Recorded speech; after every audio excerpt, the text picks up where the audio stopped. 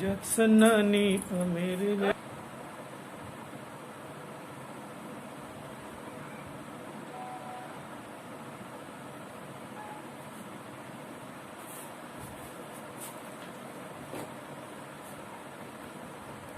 प्रिय छात्र एवं छात्राओं, बीए द्वितीय वर्ष के राजनीति विज्ञान के प्रथम प्रश्न पत्र के अंतर्गत आज की क्लास में मैं महर्षि अरविंद घोष के जीवन परिचय पर चर्चा करते हैं। उनसे के जीवन से जुड़ी हुई घटनाओं का अध्ययन करेंगे और देखेंगे कि किस प्रकार से महर्षि अरविंद घोष का जीवन पर्यंत जो घटनाएं घटित हुई हैं, जो उन्होंने राष्ट्र को एक नई दिशा दी है, उसमें उन्होंने जो महत्वपूर्ण कार्य किए हैं, उन सब की चर्चा आज हम करेंगे। उनके द्वारा जो प्रमुख रूप से राजनीति विज्ञान में दिशा निर्देश दिए गए हैं, उनको किस प्रकार से लागू किया जाएगा, उन सब पर चर्चा की जाएगी। तो आइए आज देखते हैं अरविंद घोष के जो जीवन से जुड़ी हुए उनकी जीवन शैली की चर्चा कर लेते हैं और कौन कौन से तथ्यों का उन्होंने उनके जीवन शैली में शामिल किया गया, उन पर विचार विमर्श कर लेते हैं। सबसे पहले चर्चा करते हैं कि जब हम महर्षि अरविंद घोष की जीवनी की बात करें, उसकी चर्चा करें, तो सबसे पहले उनका नाम उभर कर सामने आता है कि महर्षि अरविंद घोष का जन्म कहाँ हुआ था। 15 अगस्त कब हुआ था? 1872 ईस्वी में। कहाँ हुआ है? बंगाल में। लेकिन बंगाल में हुआ था, कलकत्ता के पास एक नगर है, कौन नगर है, वहां पर हुआ था। और उनके पिता का नाम कृष्णधन था। क्या नाम था? कृष्णधन था, जो पाश्चात्य सभ्यता और संस्कृति के विशेष भक्त थे। उन्हें भारतीय संस्कृति से दूर हटकर वो पाश्चात्य सभ्यता, पाश्चात्य संस्कृति के अंधभक्त थे और वो अपने बच्चों को पाश्चात्य शिक्षा संस्कृति की ओर ले जाना चाहते थे। उनके पिता अपने बच्चों को भारतीय वातावरण से पूर्णतः अलग रखकर पाश्चात्य शिक्षा और संस्कारों से सुसज्जित रखना चाहते थे। इन्हीं कहने का मतलब ठीक है, ये है कि उनके पिताजी भारतीय शिक्षा एवं संस्कृति से उन्हें दूर ले जाकर कौन सी शिक्षा एवं संस्कृति लाना चाहते थे? पाश्चात्य शिक्षा और संस्कृति की तरफ उनका रुझान पैदा करना चाहते थे। उनको उस संस्कारों में सुसज्जित रखना चाहते थे, उस संस्कारों से रूबरू कराना चाहते थे। अब आगे देखते हैं, अरविंद की पढ़ाई का प्रारंभ जो हुआ है वो कहाँ से हुआ है? असम में एक क्षेत्र है दार्जिलिंग के लारेंटो कॉन्वेंट स्कूल से हुआ था। कहाँ से? दार्जिलिंग के लारेंटो कॉन्वेंट स्कूल से हुआ था। उनकी आगे की शिक्षा कहाँ पर? मैनचेस्टर, लंदन तथा कैम्ब्रिज विश्वविद्यालय से प्राप्त की। उन्होंने उच्च शिक्षा जो प्राप्त की कहाँ से? मैनचेस्टर से, लंदन से तथा कैम्ब्रिज विश्वविद्यालय से उच्च शिक्षा प्राप्त की। उन्होंने अपने पिता की इच्छा अनुसार वे इंडियन सिविल सर्विस, कौन सी? इंडियन सिविल सर्विस, जिसे हम ICS कह सकते हैं, ICS की परीक्षा में बैठे। वे लिखित परीक्षा में अच्छे अंकों से उत्तीर्ण हुए। क्या हुए? लिखित परीक्षाएं जो हुई उसमें वे अच्छे अंकों से उत्तीर्ण किया, परंतु घुड़सवारी की परीक्षा में वो अनुत्तीर्ण हो गए, अर्थात घुड़सवारी में वो उत्तीर्ण ना हो सके, तो इसके कारण वो ICS की परीक्षा में अनुत्तीर्ण हो गए। ठीक, अगले क्रम में देखते हैं कि अरविंद घोष के जीवन से और जुड़ी हुई कुछ घटनाएं हैं, कुछ तथ्य हैं जिनका हम इस क्लास में इनकी चर्चा करेंगे, उन पर उसका विश्लेषण करेंगे। आइए देखते हैं।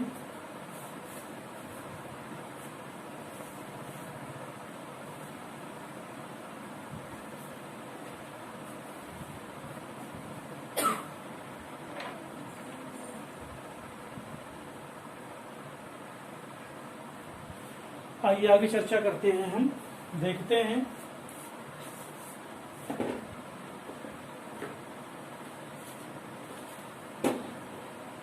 कि महर्षि अरविंद घोष से जुड़े हुए कुछ तथ्य इस प्रकार से जिनकी चर्चा हम कर लेते हैं। देखते हैं कि अरविंद घोष सर्वप्रथम बड़ौदा रियासत के महाराज की सेवा में उन्होंने कार्य किया। किसके? बड़ौदा नरेश की सेवा में उन्होंने विभिन्न कार्य किए। उन्होंने कार्य के दौरान इस कार्यकाल में उन्होंने बंदोबस्त विभाग, स्टाम्प विभाग तथा राजस्व विभाग, सचिवालय तथा कुछ समय के लिए व्यक्तिगत सचिव के रूप में कार्य किया। कहने का मतलब है कि गुजरात के बड़ौदा नरेश के यहाँ उन्होंने कई पदों पर कार्य किया और जिसमें से बंदोबस्त विभाग, स्टाम्प विभाग, राजस्व विभाग, सचिवालय तथा कुछ क्षणों के लिए, कुछ समय के लिए महाराजा के व्यक्तिगत सचिव के रूप में भी उन्होंने कार्य किया है। ठीक, अगले क्रम में देखते हैं अरविंद घोष कांग्रेस के 1902 में अहमदाबाद सम्मेलन में, 1904 में बम्बई सम्मेलन में और 1905 में बनारस के सम्मेलन में वो मुख्य रूप से भाग लिए। यानी कि कांग्रेस द्वारा जो सम्मेलन आयोजित किए गए, जैसे कि 1902 में अहमदाबाद में सम्मेलन आयोजित किया गया, 1904 में बम्बई में सम्मेलन आयोजित किया गया और 1905 में बनारस सम्मेलन आयोजित किया गया, जिसके अंतर्गत उन्होंने मुख्यतः प्रमुख रूप से भाग लिया, उसमें सम्मिलित हुए। वहाँ जो कार्य समिति के रूप में उन्होंने कार्य किया और वहां से उन्होंने राष्ट्रीय आंदोलन की एक लौ जलाया।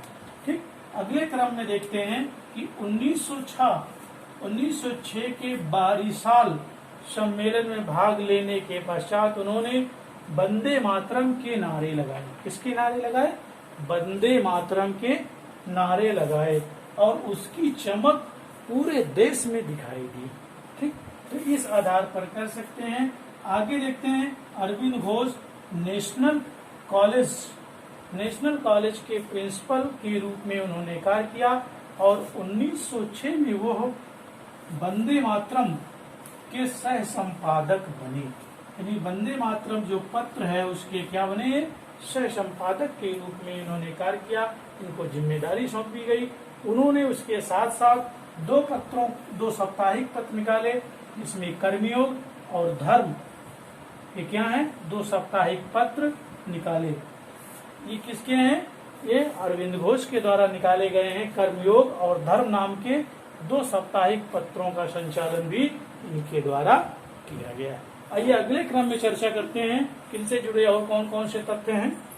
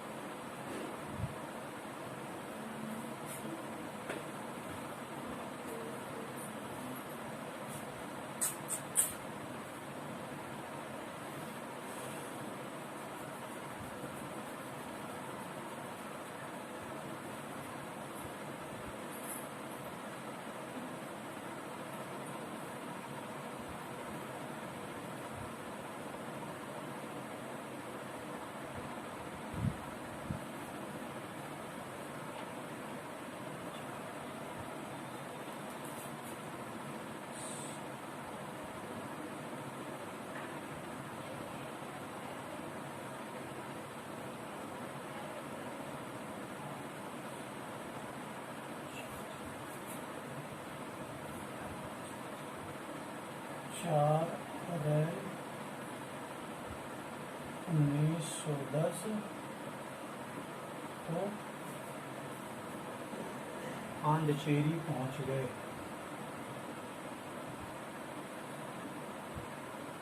पांडिचेरी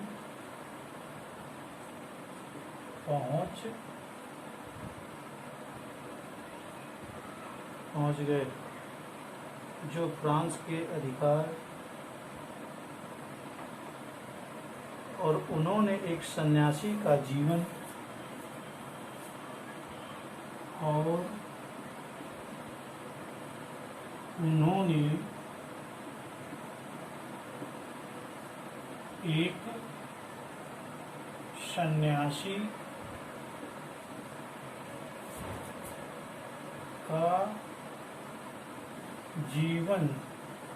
सन्यासी का जीवन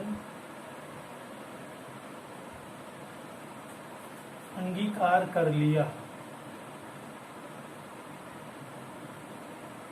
अंगीकार कर लिया।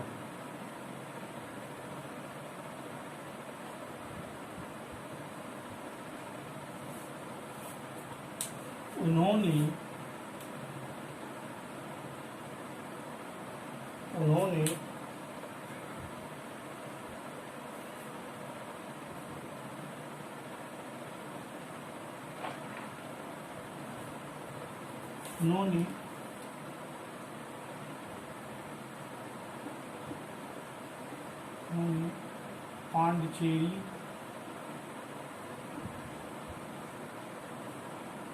पांडिचेरी में एक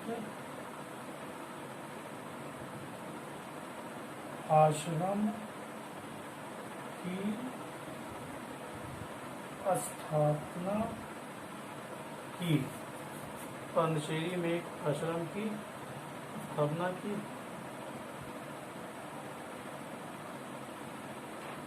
और वहीं पर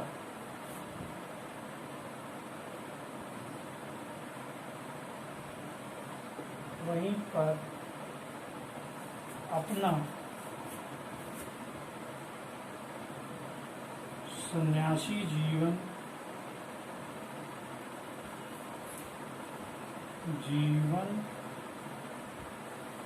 व्यतीत करने लगे। सन्यासी जीवन व्यतीत करने लगे।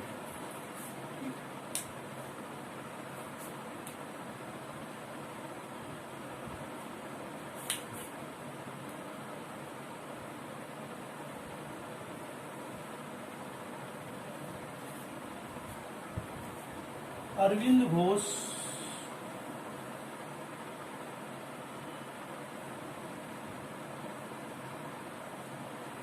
इस तप रूपी जीवन में रहते हुए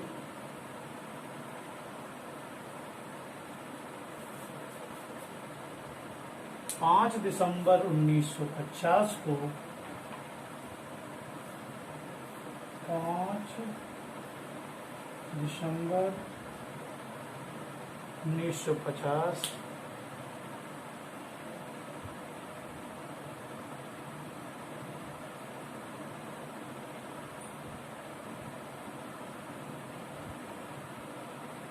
को इस महापुरुष का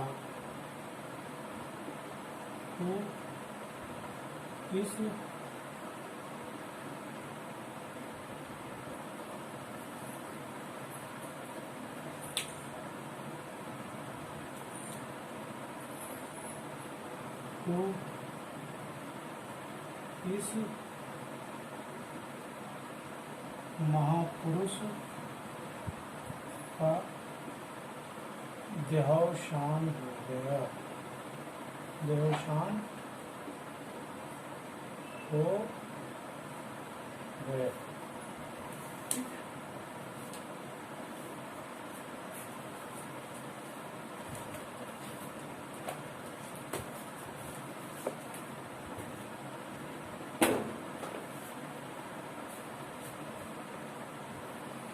इस पर एक बार चर्चा करते हैं, देखते हैं कि अरविंद घोष 4 अप्रैल 1910 को पांडिचेरी पहुंच गए। कहाँ पहुंच गए?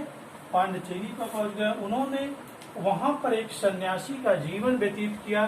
सन्यासी के जीवन में सन्यासी के रूप में जीवन व्यतीत करने लगे और उन्होंने वहीं पर पांडिचेरी में ही एक आश्रम की स्थापना की।